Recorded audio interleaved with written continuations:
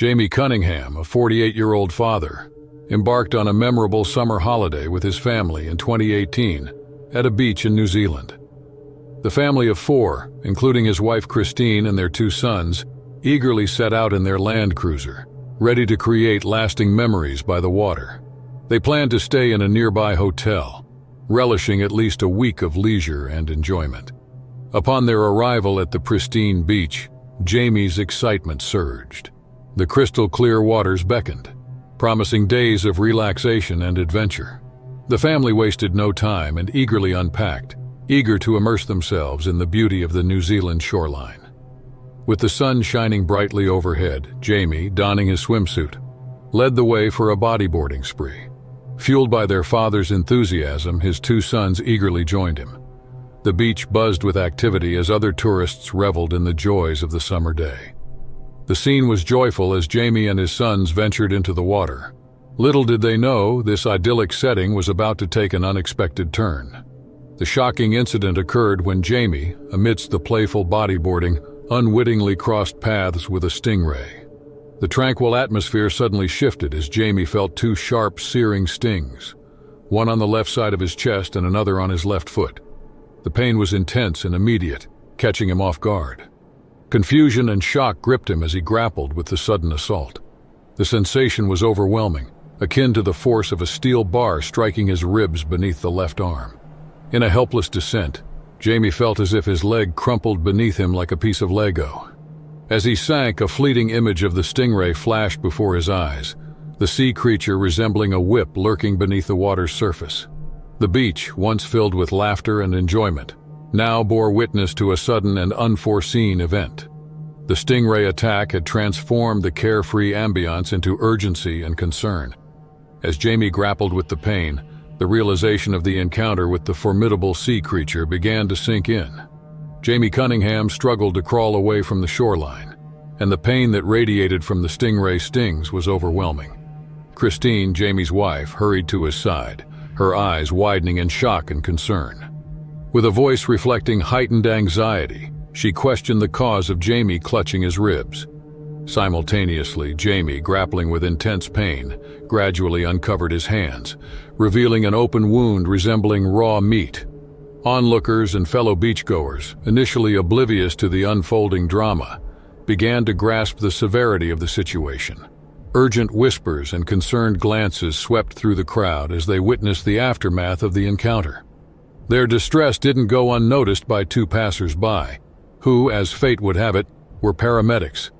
With swift and practiced movements, they assessed the situation, recognizing the severity of Jamie's injuries. Urgency filled the air as they took immediate action to staunch the blood flow, recognizing the critical need for rapid intervention. While one of the paramedics administered aid, the other quickly dialed for an ambulance. Jamie, conscious throughout the ordeal, felt the excruciating pain coursing through his body. The stingray's toxins had begun their assault, making each breath a struggle, and his left foot had swollen to a haunting shade of purple. The pain relief administered, a combination of fentanyl, morphine, and ketamine, provided little to no respite. He remained alert, witnessing the unfolding medical emergency. The ambulance, a beacon of hope in those critical moments, arrived swiftly and transported Jamie to the nearest hospital. The situation's urgency was evident as medical professionals worked tirelessly to address the life-threatening implications of the stingray stings. A tube was inserted to drain fluids from within him, a crucial step in managing the aftermath of the attack. As Jamie lay in the hospital bed, he grappled with the gravity of his injuries. His thorax injury, a rare occurrence, drew the attention of the medical community and featured prominently in a new academic paper. The paper highlighted the challenging nature of stingray venom, noting the absence of an antivenom and emphasizing the limited understanding surrounding this natural phenomenon. The journey to recovery was arduous, marked by heavy medication and assisted breathing, the latter necessitated by a collapsed lung. Jamie's resilience, coupled with life-saving drug treatments, played a pivotal role in his gradual recovery. Initially, the beach encounter was a source of joy and metamorphosed into a survival chapter against the odds. Reflecting on the incident with the media after his recovery, Jamie found a silver lining in the dark cloud that had shadowed their family holiday. He humorously remarked that the stingray attack and subsequent survival made for a captivating pub story with his mates, a tale to be shared over pints, embellished with the incredibility of his ordeal. The tangible evidence of his resilience came as a distinctive scar, a permanent reminder of the unexpected encounter with nature. Despite the ordeal, Jamie assumed a proactive stance, urging parents to remain vigilant when their children frolic at the beach. While acknowledging that stingrays are not typically aggressive, he shared valuable advice. Burying one's feet in the sand when in muddy water creates noise, serving as a deterrent to rays and potentially averting such encounters. Jamie's call for increased awareness served as a testament to the transformative impact of the stingray incident on his perspective. The Cunningham family, forever changed by the events of that fateful day, fully returned home after months at the hospital, with a profound appreciation for the delicate balance between nature's beauty and its potential dangers. The physical and emotional scars would serve as enduring reminders of the fragility of life and resilience in the face of unexpected challenges. In a cruel twist of fate, the world lost a beloved wildlife conservationist on September 4, 2006, as Steve Irwin, renowned as the crocodile hunter, met his untimely demise in a tragic stingray attack. Irwin, who along with his wife Terry, co-owned and operated the Australia Zoo, was widely known for his charismatic personality and internationally broadcast wildlife documentary series.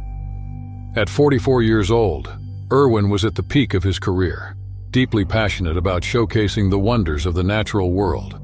The fatal incident occurred while he was filming in the Great Barrier Reef for his show Ocean's Deadliest. The day was not meant to unfold tragically, as the scheduled filming had been canceled due to adverse weather conditions. Bored at his hotel and seeking adventure, Irwin, accompanied by his cameraman Justin Lyons and director Stainton, decided to venture out on a small boat to Bat Reef off the Port Douglas coast. Their initial quest to track a deadly tiger shark proved futile, leading Irwin to redirect his attention to a giant 8-foot stingray for a separate project, likely related to his daughter's show, Bindi the Jungle Girl. The seemingly harmless encounter with stingrays took a devastating turn. Irwin, known for his fearless approach to wildlife, swam above the docile creature. In an unforeseen and tragic moment, the stingray projected one of its venomous barbs into Irwin's chest, possibly triggered by a mistaking of the crocodile hunter for a shark. Stingrays employ their venomous spinal blades as a defense mechanism when they feel threatened or stepped on. Irwin, who had spent a lifetime interacting with wildlife, found himself in a dangerous situation as the barb pierced his chest and struck his heart. The crews, realizing the severity of the condition, rushed the iconic conservationist back to their boat. In a chilling account of the tragic events that unfolded on that fateful day, cameraman Justin Lyons vividly recalled the horrifying moment when a stingray's barb pierced through Steve Irwin's chest, like a hot knife through butter.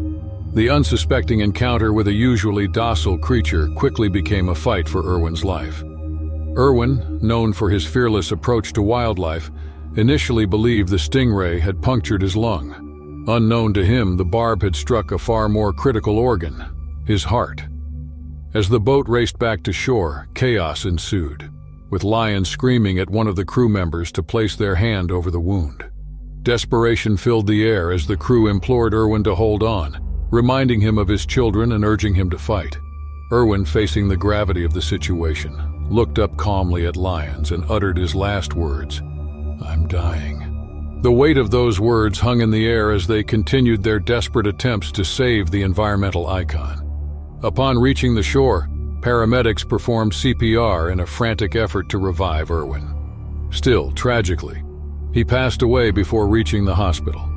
The news of Irwin's untimely death sent shockwaves across the globe, leaving fans, the media, governments, and non-profit organizations in a state of grief and disbelief. In Australia, where Irwin was a beloved figure, former Prime Minister John Howard felt deep sorrow, expressing that the country has a lovely and colorful son. Queensland's Premier acknowledged Irwin as a great Queenslander and an excellent Australian. The federal parliament in Australia opened with speeches from both Howard and the leader of the opposition, Kim Beazley, offering condolences. Even the Sydney Harbour Bridge, a symbol of the country, lowered its flags to half-mast in honor of Irwin. Reactions echoed through Australian news sources, talkback radio, and television networks. Even in the United States, where Irwin had become a familiar face through over 200 Discovery Network programs, special tributes graced the Animal Planet channel and prominent slots on CNN and other major networks. After the tragedy, a private funeral service occurred 5 days later, providing a somber and intimate farewell to the beloved conservationist. Irwin was laid to rest in a private ceremony at the Australia Zoo on the same day. A public memorial service was held in the Australia Zoo's 500-seat Crocoseum on September 30, 2006, as a tribute to the crocodile hunter. The public memorial, broadcast live, drew an estimated audience of over 300 million viewers, underscoring the global impact of Irwin's legacy. The Crocoseum, typically a venue for showcasing wildlife and entertaining audiences, transformed into a space for collective mourning and reflection on the life of a man who dedicated his life to conserving the natural world. Thousands of fans traveled to Australia Zoo with flowers, candles, stuffed animals, and heartfelt messages to pay their respects to the man who had brought the wonders of the animal kingdom into their homes. Steve Irwin's passing marked the end of an era, leaving an indelible void in the hearts of those who admired and revered him. His legacy, however, endured through the ongoing work of his family at the Australia Zoo and the continued efforts of wildlife conservationists worldwide. The horrific episode, captured in its entirety for the television program, became a pivotal point in Irwin's narrative. Yet, in a twist of fate, all but one copy of the footage met a deliberate demise once authorities concluded their investigation. Amid the clamor for answers and the public's insatiable curiosity, a single copy of the footage lingered, a silent witness to the untimely departure of a beloved icon. It was a decision fueled by the unwavering loyalty of Irwin's close friends and family, a protective gesture shielding the world from the visceral and distressing reality of his final moments. Stainton, Irwin's best mate and the director of Ocean's Deadliest, was at the helm of this protective shield. In the wake of the tragedy, Stainton pledged an unyielding commitment to keep the video from the public eye. His conviction stemmed not from a desire to conceal the truth. Still, from a genuine concern for the emotional toll it would exact on those who revered Irwin. Far from censorship, the decision to withhold the footage became an act of compassion for a man whose life was a testament to his boundless enthusiasm and love for wildlife. A strange and unsettling occurrence occurred on Queensland's beaches in the following weeks. At least 10 stingrays were found dead and mutilated, their tails cruelly cut off. The speculation arose that this could be a vengeful act by fans of Irwin, seeking retribution against the creatures that had inadvertently caused his tragic end. However, the Queensland Fishing Information Service chairperson shed light on a different perspective. According to them, anglers often accidentally cut off the tails of stingrays they catch to avoid getting stung. 2 months after Irwin's passing, another tribute emerged as an animated film. This cinematic endeavor, with Irwin's posthumous voiceover, served as a homage to the man who had become a global symbol of wildlife conservation. Dedicated to Irwin, the film was a celebration of his legacy. Yet the tribute did not end with the silver screen. September 15th, the chosen day to celebrate Steve Irwin, became an annual observance known as Steve Irwin Day. This commemorative day stands as a testament to the enduring impact of his work, a day when people around the world join hands to honor the man who fearlessly ventured into the wild to educate and inspire. Steve Irwin's life, cut short by the unlikeliest of adversaries, continues to resonate through the conservation efforts inspired by his indomitable spirit. His death left a void not only in the hearts of Australians, but also in the global community that had come to admire and appreciate his passion for wildlife. Axel Todd's much-anticipated African vacation to one of the enchanting islands in Guinea-Bissau held the promise of a dream vacation. After meticulously saving funds for this long-awaited adventure, the 47-year-old Danish man embarked on a journey that would unfold a tale of unforeseen challenges and the resilience of the human spirit. He commenced the exciting journey from the bustling airport in Denmark. Boarding a plane, Axel eagerly anticipated the West African charm awaiting him in Guinea-Bissau. Soon he found themselves landing in Bissau, the capital, ready to explore the vibrant local culture. Keen to experience the full spectrum of Guinea-Bissau's beauty, Axel promptly booked accommodations on Boubaqué Island, one of the gems of the Bajagos archipelago.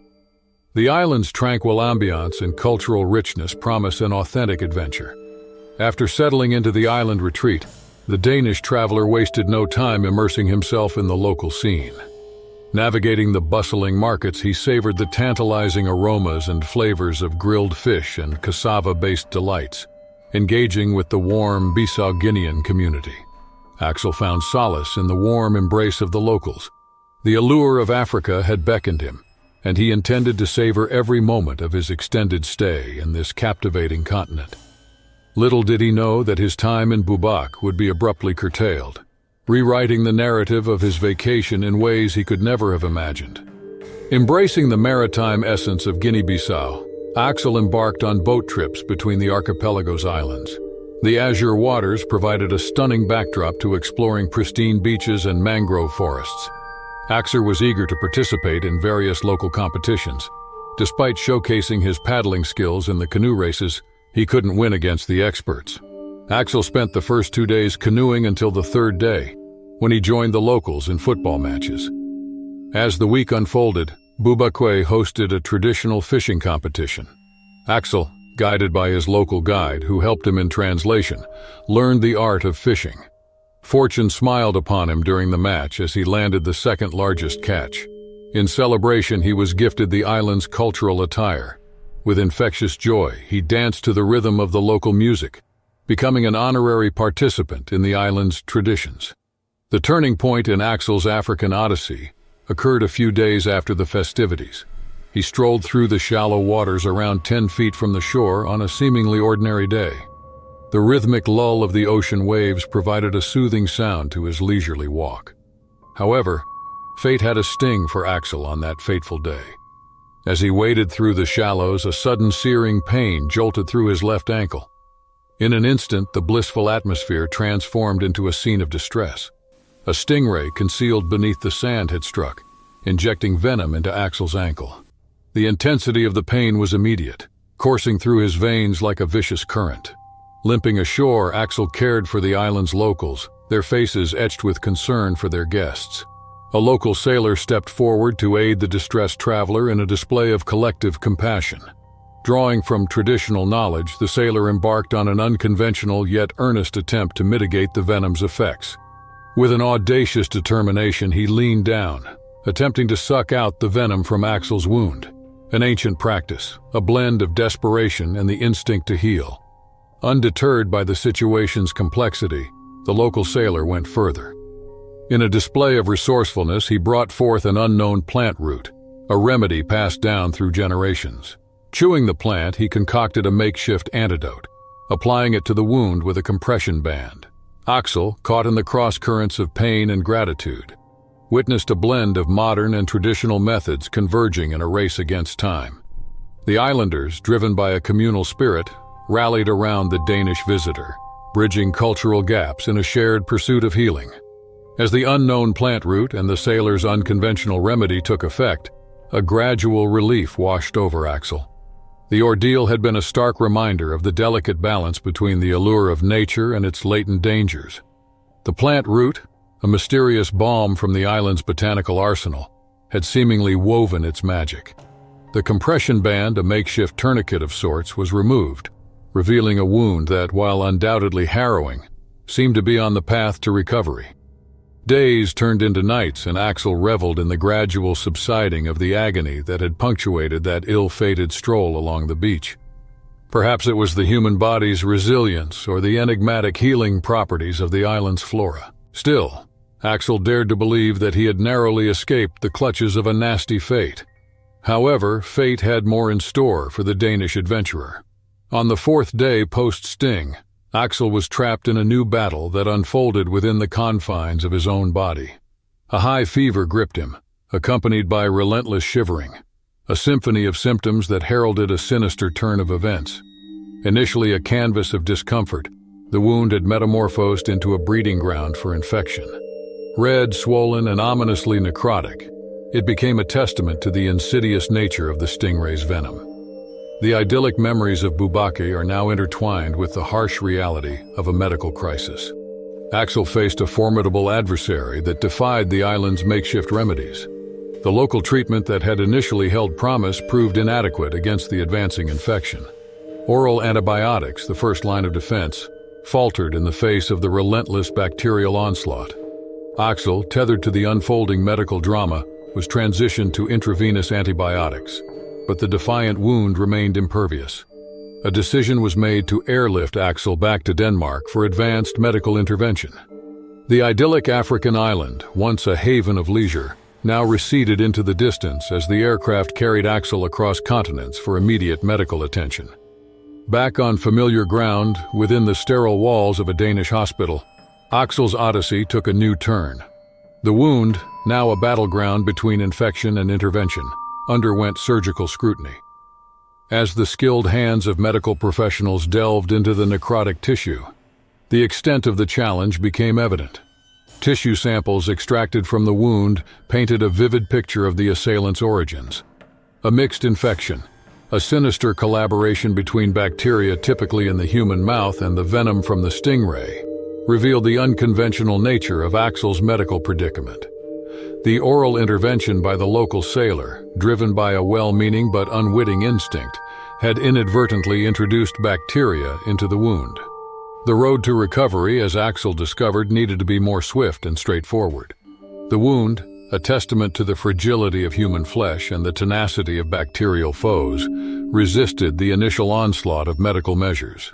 It was a slow, arduous journey marked by surgical cleanings, antibiotic infusions, and the unyielding determination of a man determined to reclaim his health. Months elapsed before Axel Todd could once again tread the familiar corridors of his workplace. Once a source of agony, the wound gradually yielded to the relentless march of medical science and the human body's resilience. Axel's return to normalcy was a testament to the collaborative efforts of medical professionals in Denmark and the unwavering spirit that had sustained him through the ordeal.